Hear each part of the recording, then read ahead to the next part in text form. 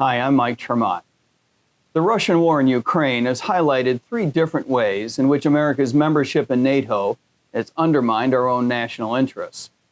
First, because our European partners are able to count on the United States, both in terms of a possible military crisis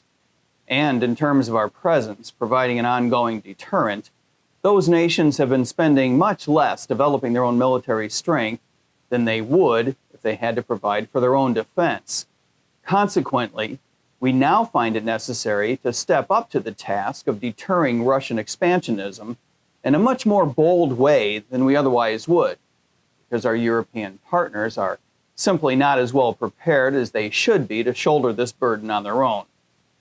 Not only does this cost us in terms of the economic war in which we now find ourselves, but it also threatens to drag us into a hot war in the near future. And of course, it costs us hundreds of billions of extra dollars that we must spend on our own military every year. Second,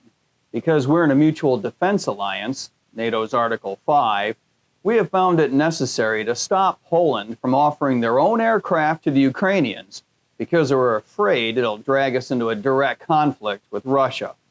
In other words, we have to stop Poland from doing something that they believe is in their own interest,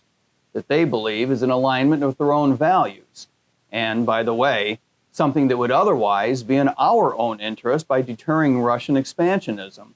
Because if the Russians were to get offended by this, it might start conflict with a NATO nation and thereby trigger an obligation for the United States to become directly involved. Third, the encroachment of NATO into formerly Soviet territory, for example, Lithuania, Latvia, Estonia, as well as the Soviet sphere of influence, for example, Romania, reeks of an offensive forward push as opposed to merely a defensive posture, especially if you were to look at it through the lens of a paranoid imperialist like Vladimir Putin.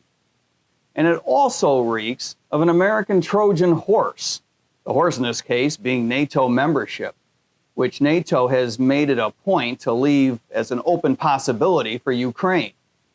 No, NATO encroachment is not most of the reason for Putin's invasion of Ukraine, but yes, if you're a Soviet-era politician determined to leave a legacy of greatness, you can see why the threat of a NATO flag flying in Kiev might be a problem, especially if the republic for which it stands is the United States of America.